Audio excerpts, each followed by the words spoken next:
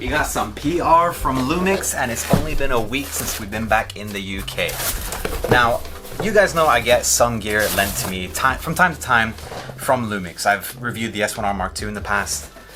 I've had one of the lenses I have in this box before, but I didn't actually get to make a video about it. I just ran out of time. Let me close the door. It's a bit of a mess out there, so we're closing the door, pretending it's not there. Now I'm gonna show you what is in this box, but really the focus of this video is only on one of these products. The lens I spoke about before that I didn't get to make a full video about was the S Pro f1.4 50mm. Beautiful lens. That's all I'm gonna say about it. I'm excited to use it, but I'm not gonna talk about it in this video. You're gonna have to wait for that one. The next cool thing, and you probably wish this video was about it, but this is the S1 Mark II. Now, the thing that this video is about, and you can probably guess because it's in the title, the 16-35 f4. Now, 16-35 is a great lens for vlogging and like general content creation because you've got the wide angle for vlogging and showing like landscapes and scenery where you are and things, which is great. That's exactly what you want for vlogging. The 35, perfect for getting B-roll shots. It's not like super tight, but it is much better than being stuck at 18. This is my 18mm lens right here, and if I want to have a tighter focal length, then I have to switch my lens ultimately. This negates that, but it's an f4. And I have said in comments in past videos to people, I'm interested in this lens, but it's an f4, and really I just want an f2.8. I'm just being a little bit selfish, and I want a lower f-stop. I mean, this lens, the 24-60, relatively new lens from Lumix, is an f2.8, and I love it. It's not exactly a super wide angle, like vlogging friendly lens. It is vloggable. Would you say vloggable? And I have used it for like my Japan content actually. I vlogged with this lens and it's great. But a 16 would be much better. What I want to know is, does the f4 truly impact the filming aspect? The photography I'm sure will be pretty great and we will cover that in this video.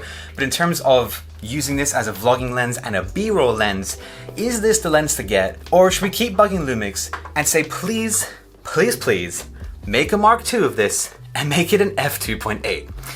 I guess we'll figure that out together by the end of this video. Okay, we have now put the 16-35 on my S5 Mark II. It's noticeably darker, and I'm at f4 now. The image isn't bad. Like, we're not gonna pretend a higher f-stop creates a bad image. That's not how it works. I just care about things like low light. I care about the look of my image, which, a lower f-stop can create like more bokeh and like a softer look and whatever.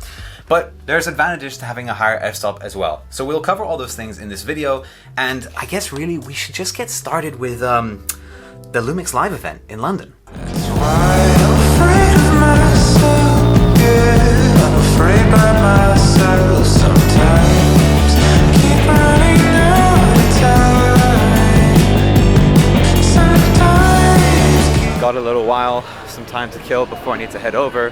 So I am looking for coffee. It helps me unwind.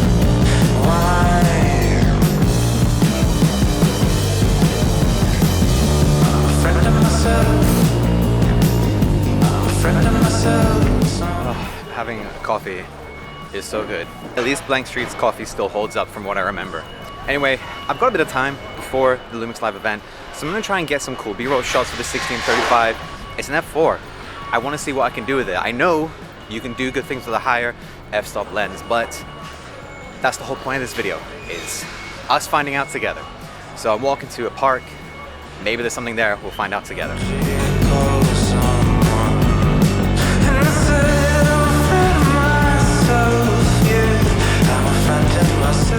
Coming back from Bangkok to here, one thing, I don't know, I think because Bangkok was so new as well, is I could point a camera in most directions. I'm not going to pretend like everything looked visually interesting, but because a lot of the buildings in the UK look the same, I don't know if other people struggle with this too.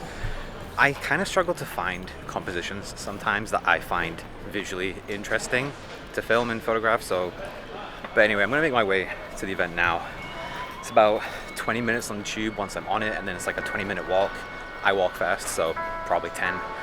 And let's get busy at Lumix Live meeting other creators in the event.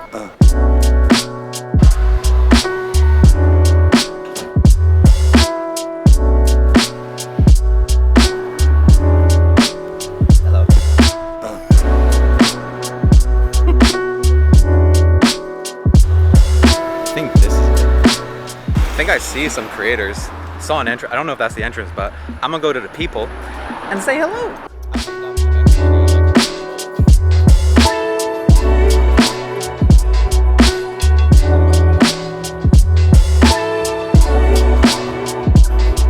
Yeah, I'm just gonna steal your shot.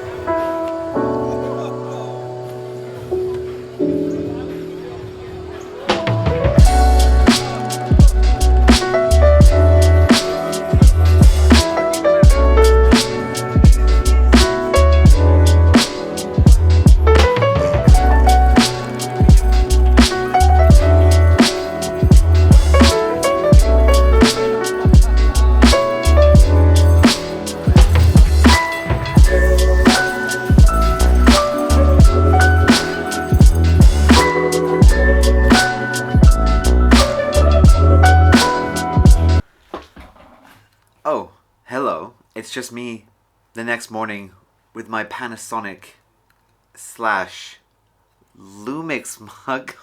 Oh, yes. And the event, the Lumix Live event was great. There was a lot happening. Also, I apologize, the room is very messy. This is our temporary studio.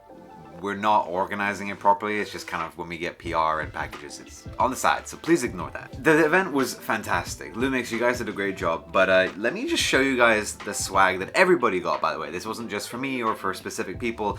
This was a £10 event, and Lumix didn't invite me, so, you know, I got my ticket for free. I'm sure some other people did too, and obviously the speakers did, but like a £10 event, we got some goodies, yo. First of all, a Peak Design, like, shoulder strap, branded, by the way. How freaking cool is, like, oh, I'm on a shoot, let me just wham, boom. This thing alone is 60 pounds. That's pretty freaking cool.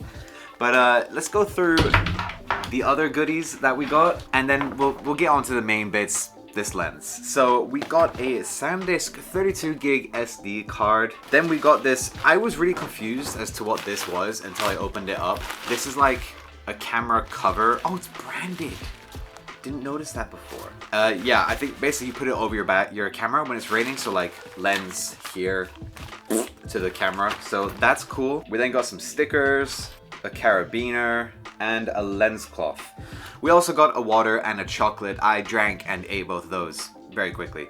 And yeah, like for a goodie bag, that's pretty freaking cool. Even the Peak Design thing alone, that, yeah, but I love stickers, so these are going on my laptop immediately. What was it like using the lens at the event? Because, you know, this is the whole point of the video. So my first initial thoughts were, it's kind of dark. And it was kind of, okay, it gets dark at like 4 p.m. now, right here in the UK. So it got dark pretty quickly by the time we got there. The event started at 3, so I lost light pretty damn quick. And you know how some events, you know, they like to have like a moody atmosphere, especially at the beginning. So things were quite dark, and I was cranking up the ISO to 4000 straight away, which isn't a problem because that's the second native ISO, right? You'll still have a clean shot. Where things got a bit trickier were when things were a bit darker than that. I had to crank up the ISO to like 10,000, maybe a little bit more, which is not ideal really, but because this was a filmmaking and photography event, there were specific areas that were lit properly and lit well for cameras, so I was able to get really clean shots. And what this tells me is, Even though an f4 lens lets in less light than an f2.8 or an f1.8 or whatever, it isn't really going to stop you so long as you're in a bright enough environment.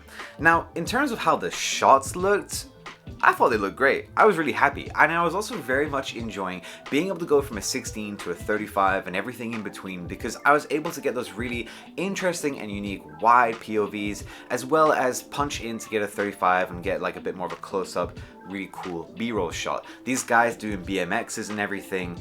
The shots looked really cool, and then the breakdancer and the BMX guy spinning at the same time, like, I was only able to capture that because I could go as wide as 16.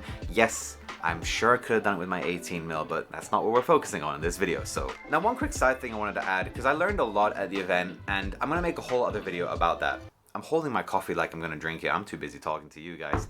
I just wanted to say a quick thank you, because I met a few people at the event who were like, hey, I watch your videos. That blew my mind. I'm not gonna lie. Like, I know we're all people. I know there's a person at the end of this lens, at the other end of this lens, and I don't know, it was just very surreal to me that like I met people who actually watch my videos at this event. And the first person told me like, oh yeah, I watch your videos, like, and I bought the S9 because of your content, and I was thank you. Yeah, thank you for support, for real. I don't know, it's crazy. And then I met two more people, and I was just like, oh, that's so cool. Now, what are some of the alternatives to the 16 to 35 f4? Well, there is my 18mm from Lumix. It's an f1.8, and I put it as an alternative because it's a great vlogging lens. The compromise is it's a fixed focal length. It's a prime lens. It's 18mm, and that is all you get. So there's no versatility with that lens. Really, what I like about this lens a lot is the versatility. So prime, it's stuck at 18. Now, there's also the Sigma 16 to 28. That I haven't got in hand, and I haven't actually personally used. So I'm gonna put some footage from Josh Cameron's video about it on screen. And as you can see, it is a great, versatile, small zoom lens that is very similar to the 16 to 35, but it's an f2.8. And that is the key difference here. It is an f2.8 all the way through. That's pretty appealing, I'm not gonna lie. It's also a little bit cheaper, which is always a bonus, but really I'm looking at the f-stop difference here, and that is just a huge draw over to the Sigma lens. Now, even though you are cut short and you can only go up to 28 with that Sigma lens, using the hybrid zoom feature, you can go well beyond 35. Yes, you can go much further than 35 with the 16 to 35, as I was doing when I was shooting the B-roll at Lumix Live. It was great going way past like 50mm and stuff with that feature. Very useful. So at least you can get past 35. That's the main thing here. In a way, you have a 16-35, it's an f2.8, and it's a little bit cheaper from Sigma. That's a big draw for me. Now I think it's time we see what the actual differences are between this f4 lens and an f2.8 lens. I'm gonna set both lenses to the same focal length, but you'll be able to see the difference between an f2.8, an f1.8, and an f4.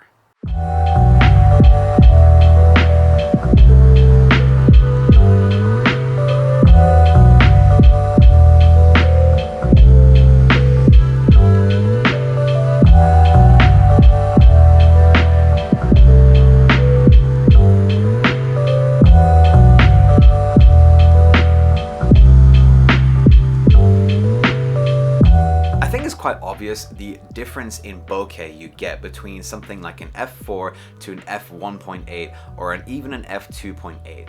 And yes, you can still increase the compression by zooming in a lot, but ultimately there is more bokeh because you have a lower f-stop. And whether or not this is important to you is completely up to you. I do personally like the whole dreamy bokeh look, and having a shallower depth of field is something that is appealing to me because for one, I do like to use a shallow depth of field. I will be honest, I do use it pretty frequently. And two, I like to have the option to, because even though I may not always need to, and there is a big argument for using a higher f-stop so that you actually have more things in focus in your shot, especially if you're doing like street photography. I hear that all the time. Now, if this lens could at least go to an f2.8, let's say Lumix make a Mark II, please guys, then I would be totally sold on that, and I'd probably buy one myself. However, at the moment, I don't know. I just feel like there's better options for vlogging compared to this 16-35 f4. Also, not to mention, sticking this onto my S9, whilst yes, this lens is much older than my S9, it's quite a big lens. I wanted to do a little bit more testing with this lens, and rather than just going to one event and then casting my thoughts about this lens, that's not really a good way to review anything, I think. So I took it around to the Cambridge Botanical Gardens, and you know, it was a nice day. I think I got some nice shots. The f4 coming in handy for like the wide landscape stuff, and you know, 35, I liked how the shots looked on the tighter end of the lens as well. One thing I did notice with this lens is that the focusing system seems to be just a touch slow at times. And I was using the S1 Mark II, and I've gotten most of the settings dialed in to exactly how I want them and how I use my cameras, the S9 and the S5 Mark II. I think it's all the way there, almost at least. So I don't think it's because of the camera. I think because, to be fair, this is an older lens and it uses a double magnet linear motor. Apparently that is meant to be very fast, and it is different to what is in the S prime lines. They have a linear autofocus motor. Now, I'm no engineer, I'm not gonna pretend to understand a thing. There were a few instances where I noticed the focusing was just a tad slow, and even at the Lumix Live event, when I was filming people or myself, there were a couple of moments where I was like, oh, it's not focusing. Let me wait a minute. Okay, there we go, now it's in focus. Whereas I find with the newer lenses, the focus is much snappier. So I guess it's kind of to be expected. This is one of their older lenses. I guess that's just another reason I want this lens to have a refresh, to have an update. The first reason was so it's an f2.8, of course.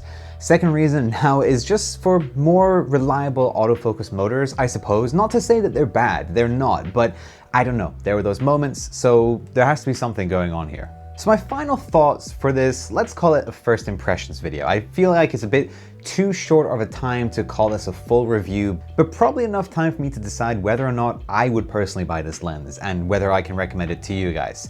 So shooting around with it in a dark environment versus shooting with it in a brighter environment, it's a stark difference. If you're going around town, you're vlogging, you're filming cool B-roll of things, just whatever it is you're doing during the day in a bright environment, this lens is solid.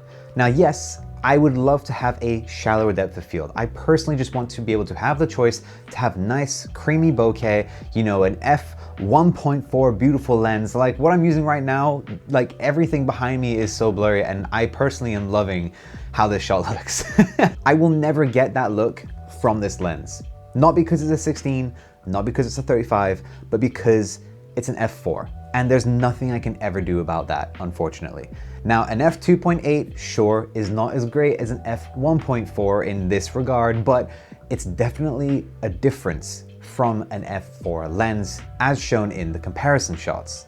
16mm is perfect for vlogging. It is so wide that you can film yourself, your friends, and everything around you, but not so wide, or too wide I should say, that things look strange or you look too small in the frame. It's as if you're talking to someone who's in front of you, albeit you do have, you know, the camera at like arm's length, but you know, if you're walking with a friend, it kind of recreates that feeling. I feel like as you're watching these clips, it's like you're there with me, or at least that's kind of what I'm hoping anyway. But watching these things back, that's what I get from it. Being able to punch into 35 and even beyond that if you use the hybrid zoom feature on all Lumix cameras now, that is actually pretty sweet.